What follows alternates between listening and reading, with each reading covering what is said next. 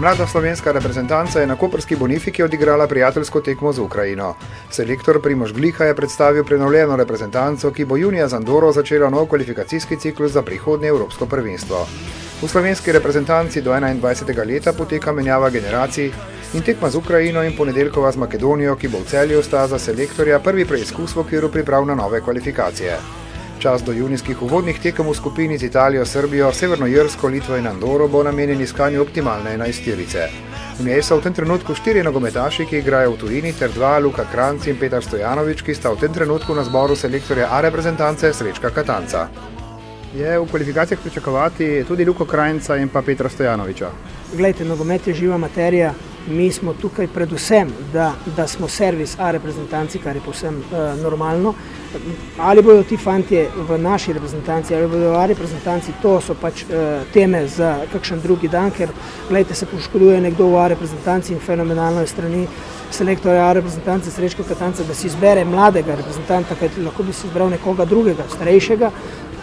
Mislim, da to je ena fenomenalna kohezija med mlado in A reprezentanco. Meni osebno je pa normalno z rezultatskega aspekta žal, kajti vsem logično je tako, vendar na drugi strani si pa srečen, da so tvoji igralci v A reprezentanci.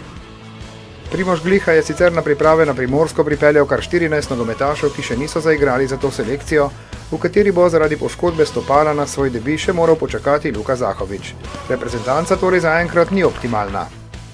Problem današnjega srečanja je bil predvsem ta del, ki je povezan z poškodbami, z odhodi v A reprezentantov. Nam manjka 5 igralcev, manjka Benedičić, Stojanović, Zahović, Šporar, Kranjc. To so igralci, ki so pomemben del te ekipe. Slovenija, ki še ni nastopila na Evropskem prvenstvu, je prejšnji kvalifikacijski ciklus za prvenstvo, ki bo letos na Češkem, končala na 3. mestu v svoji skupini.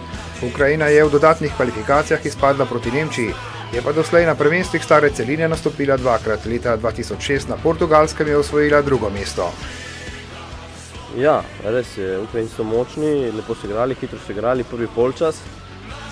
Slovenija in Ukrajina sta doslej odigrali 3 medsebojne tekme, ki jih je Ukrajina dobila s skupnim izidom 8-0.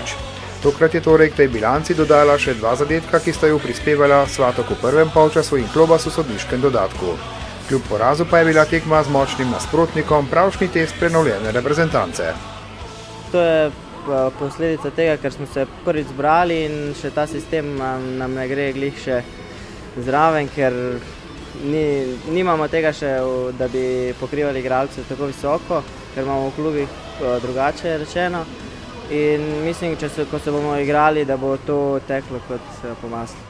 To je komaj naš drugi zbor in mislim, da smo mogoče na začetku se malo napačno postavljali, ampak drugi polčas smo se v garderobi zmenili kako in kaj in pokazali potem v drugem polčasu, mislim, da boljšo igro od Ukrajincev z več priložnostmi, a nažalost nismo zadeli. Slovenija se bo na kvalifikacijah potegovala za nastop na Evropskem prvenstvu, ki bo leta 2017 na Poljskem.